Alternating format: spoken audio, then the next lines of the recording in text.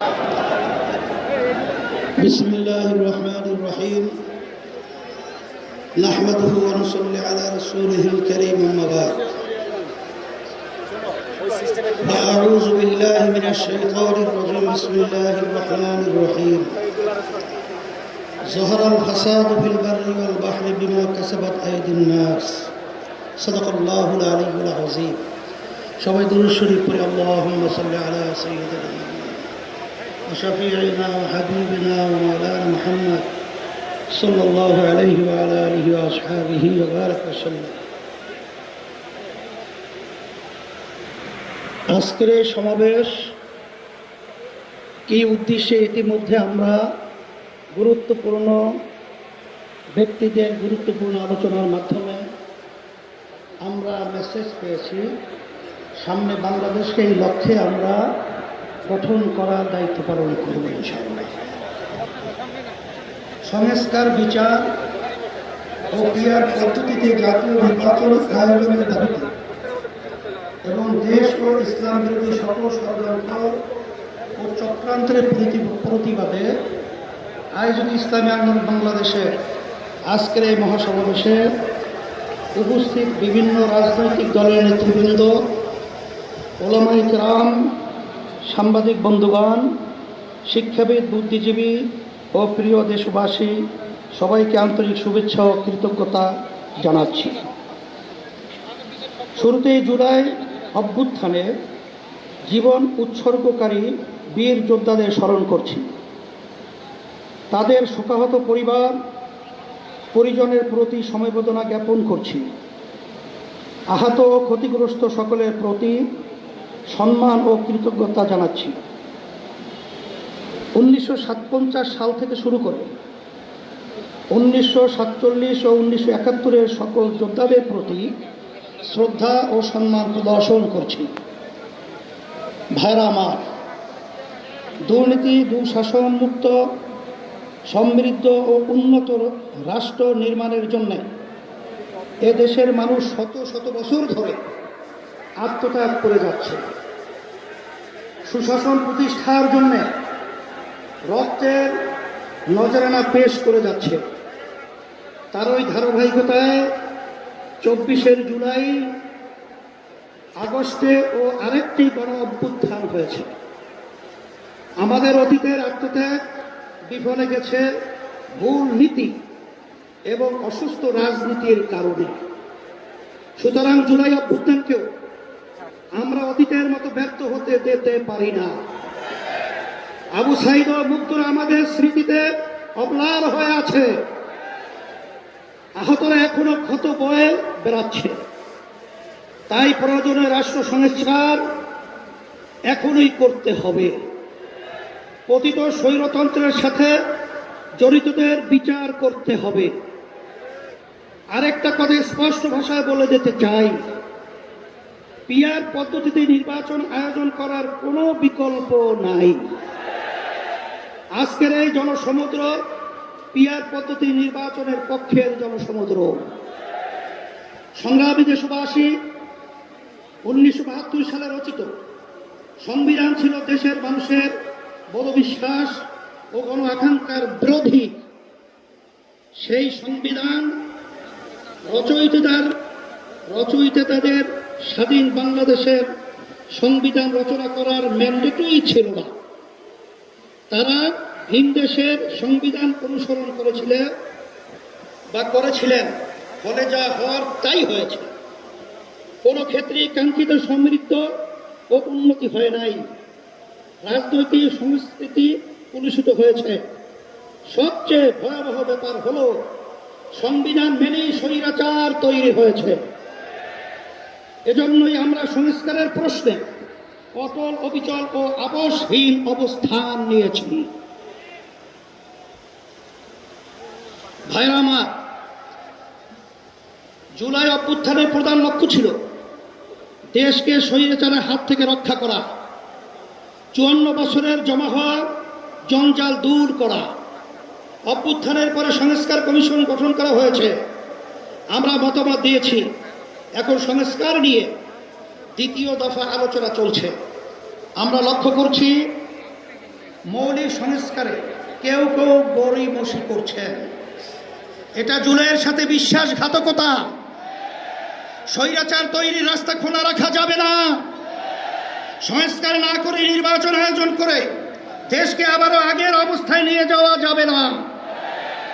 রাষ্ট্রের মূলনীতি সহ সংসদের উভয় কক্ষে পিআর পদ্ধতি নির্বাচনের মতো বিষয় ঐক্যমত্য না হলে গণভোটের আয়োজন করতে হবে। ভাইরা আমার, পতিত ফ্যাসিস্ট জুলুমের রাষ্ট্র তৈরি করেছিল, হাজার হাজার মানুষকে গুম ও খুন করেছে, বিলিয়ন বিলিয়ন টাকা দেশ থেকে চুরি করে নিয়ে গেছে, লাখো মানুষকে কারাবন্দী করেছে, চাঁদাবাজি করে মানুষের জীবনকে অতিষ্ঠ করেছে, আর 24 জুলাই তো প্রকাশ্যে গণহত্যা করেছে। ফলে তাদের কোনো ক্ষমা নাই। যারা সরাসরি ফৌজদারি অপরাধের সাথে জড়িত ছিল তাদের বিচার করতে হবে। যারা অপরাধের সহায়তা করেছে তাদেরও বিচার করতে হবে। বিচারের ক্ষেত্রে কিছুটা অগ্রগতি হলেও পতিত সরকারের অধিকাংশ মন্ত্রী, এমপি এবং নেতারা এখনো জেলের বাইরে।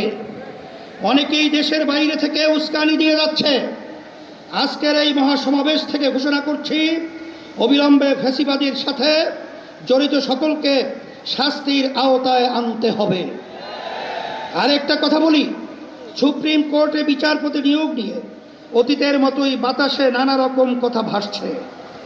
আমরা আমাদের চোখ কান খোলা রেখেছি। যোগ্যদের বাদ দিয়ে যদি তথাকথিত শপথবদ্ধ রাজনীতিবিদদের নিয়োগ দেওয়া হয়, তা কারোই বা কারো জন্যই সুকুমার হবে না। প্রিয় দেশবাসী, দেশের সকল মানুষের ভোটের দাম সমান। কারো ভোট যাতে অবমূল্যায়ন না হয় সেই ব্যবস্থা করতে হবে। তাই আগামী নির্বাচনে সংসদের উভয় কক্ষে অবশ্যই পিআর পদ্ধতিতে নির্বাচন দিতে হবে। যে যার যত শতাংশ ভোট পাবে সংসদে তাদের সেই অনুপাতি আসন থাকবে। এই পদ্ধতিতে রাষ্ট্র পরিচালনায় সকলের মতের প্রতিফলন ঘটবে। কোনো দল জালেম হওয়ার সুযোগ পাবে না।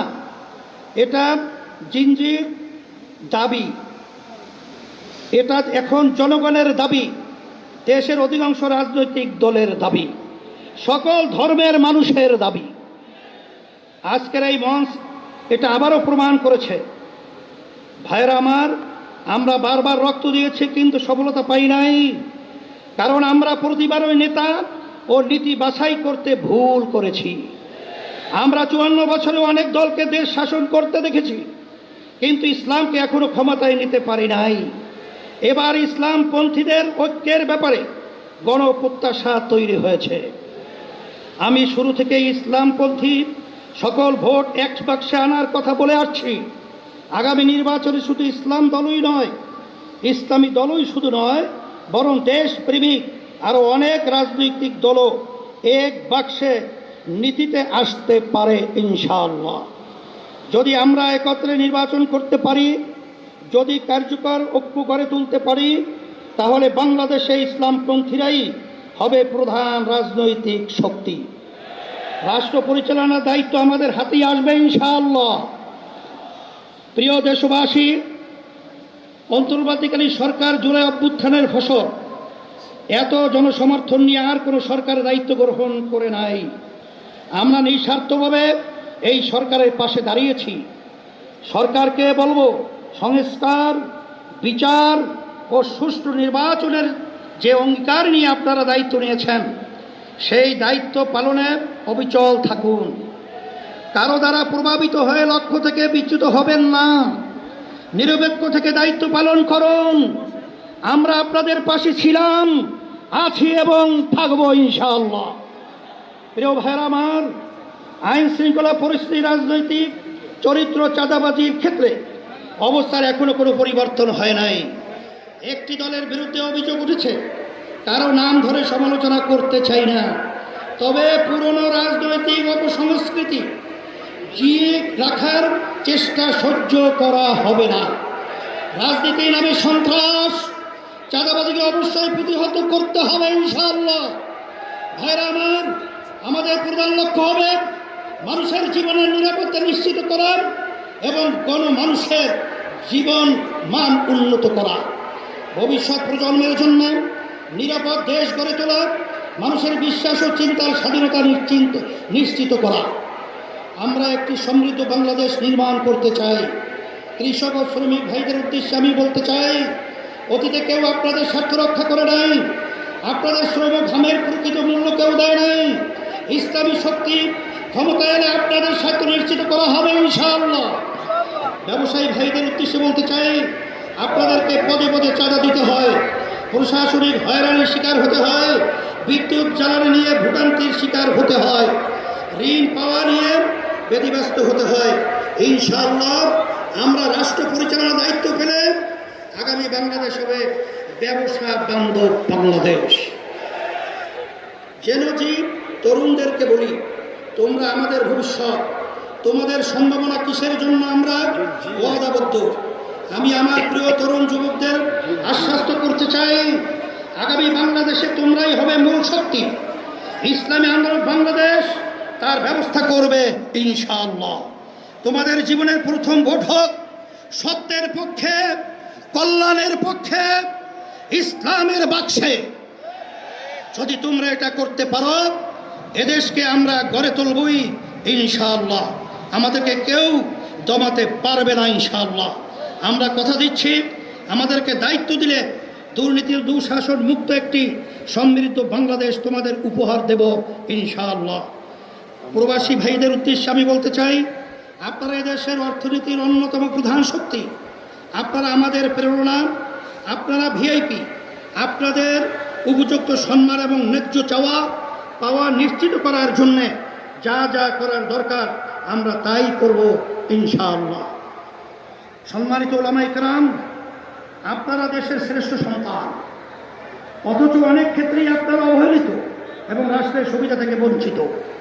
আগামী নির্বাচনে আমরা দেশ পরিচালনার দায়িত্ব পেলে ওলামায়ে কেরামদের প্রাপ্য সম্মান ও মর্যাদা নিশ্চিত করব ইনশাআল্লাহ। প্রিয় দেশবাসী, ইসলামী আন্দোলন বাংলাদেশ প্রতিবেশী রাষ্ট্রের সাথে শান্তি ও সৌহার্দ্যপূর্ণ সম্পর্ক চায়, সহযোগিতামূলক সম্পর্ক চায়, নিরাপদ সম্পর্ক চায়, তবে কোনো আগ্রাসী মনোভাব, অবৈধ হস্তক্ষেপ বা চোখ রাঙ্গানি প্রত্যাশা করে না। বাংলাদেশের হিন্দু, বৌদ্ধ, খ্রিস্টান, উপজাতি, ক্ষুদ্র নৃগোষ্ঠী এবং মুসলমান সকলে মিলেই আমরা বাংলাদেশি। এই দেশ আমাদের সকলের, ধর্ম বর্ণ নির্বিশেষে সকলের জানমালের নিরাপত্তা নিশ্চিত করা এবং সবার জন্য সমান সুযোগ ও মর্যাদা প্রদান করা আমাদের রাজনৈতিক অঙ্গীকার। আমার মা বোনদের উদ্দেশ্যে বলতে চাই, নারী আমাদের জনশক্তির অর্ধেক। দেশ গঠনে নারীদের ভূমিকা খুবই গুরুত্বপূর্ণ। ইসলামী আন্দোলন বাংলাদেশ নারীর স্বাধীনতা, সম্মান ও অধিকার নিশ্চিত করতে চায়। আমরা নারীর প্রতি কোনো প্রকার সহিংসতা বরদাস্ত করব না, নারীকে পণ্য বানাতে দিব না। নারীর প্রকৃত মর্যাদা সমুন্নত করাই আমাদের পবিত্র দায়িত্ব। ভাইয়ের আমার, এ মহাসমাবেশ থেকে আমরা ফিলিস্তিনি জনতার প্রতি সমর্থন ঘোষণা করছি। প্রথম কিবলা বাইতুল মুকাদ্দাসের মুক্তিসহ স্বাধীন ফিলিস্তিন রাষ্ট্র প্রতিষ্ঠার জন্য সব মুসলিম দেশের রাষ্ট্রপ্রধানদের কার্যকর উদ্যোগ নেওয়ার জোর দাবি জানাচ্ছি। সংগ্রামী ভাইরা আমার, আমরা রাষ্ট্রে সুশাসন চাই, জবাবদিহিতা নিশ্চিত করতে চাই, যেখানে রাষ্ট্রপ্রধান ও জনতার কাছে জবাবদিহি করতে বাধ্য থাকবে। আমরা ন্যায়ের শাসন প্রতিষ্ঠা করতে চাই, আমরা দুর্নীতিমুক্ত বাংলাদেশ প্রতিষ্ঠা করতে চাই, আমরা দক্ষ সৎ জনপ্রশাসন গড়ে তুলতে চাই। প্রতিষ্ঠার পর থেকে আজ পর্যন্ত ইসলামী আন্দোলন বাংলাদেশ কখনো অন্যায়ের সঙ্গে আপোষ করে নাই, শর্টকাট পথে ক্ষমতায় যেতে চায় নাই, নীতি বিসর্জন দেয় নাই। সব কিছুর ঊর্ধ্বে আমরা ইসলাম, দেশ ও জনগণের স্বার্থকে প্রাধান্য দিয়েছি। আগামীতেও আমরা জনপ্রত্যাশাকে পূরণ করতে চাই। প্রিয় নেতাকর্মী বৃন্দকে বিশেষ করে আমরা বলবো, আপনারা অনেক ঘাম ঝরিয়েছেন, অনেক সময় দিয়েছেন, অনেক রক্ত দিয়েছেন, জীবন দিয়েছেন। আপনাদের কোরবানির বদৌলতে ইসলামী আন্দোলন বাংলাদেশ আজ গণমানুষের শক্তিশালী রাজনৈতিক দলে পরিণত হয়েছে। এখন সময় ফসল ঘরে তোলার।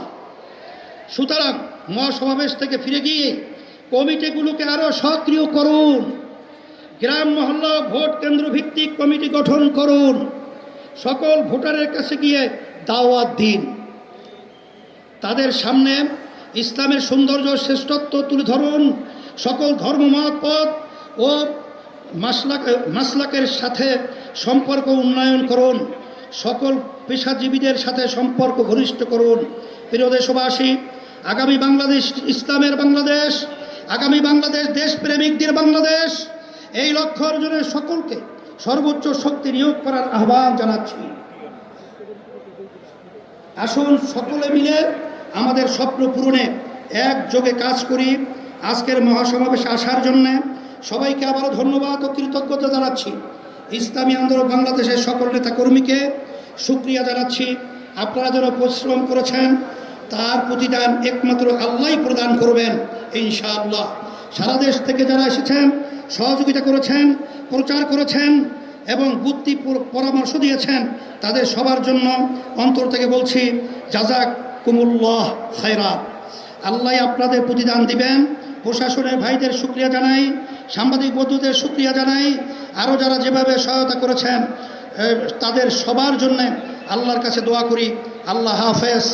ইসলামী আন্দোলন বাংলাদেশ এমন একটা অবস্থান আপনাদেরকে মেসেজ দিয়েছে, 5ই আগস্টের পরে এখন ইসলামের পক্ষে যে ক্ষেত্র তৈরি হয়েছে, এই ক্ষেত্রে যদি আমরা মাঠে ময়দানে সোচ্চার না থাকি, তাইলে এই দেশের ভিতরে মাঠের ভিতরে আগাছা জন্মাবে এবং ফ্যাসিস্টরা আমাদের বাংলাদেশকে কলুষিত করবে। নুরের মতো লোককে অপমান করেছে, আবার ভোট কেন্দ্রে ওরা দখল করবে, ওদের উৎখাত করতে হবে, বঙ্গোপ সাগরে ওদেরকে নিক্ষেপ করতে হবে, বাংলাদেশকে স্বাধীন বাংলাদেশ ঘোষণা করতে হবে। আল্লাহ হাফেজ। সকলকে উদাত্ত আহ্বান জানিয়ে আমরা আলোচনা শেষ করছি। আলহামদুলিল্লাহ। আল্লাহ সকলকে ভালো রাখুক, কবুল করুক।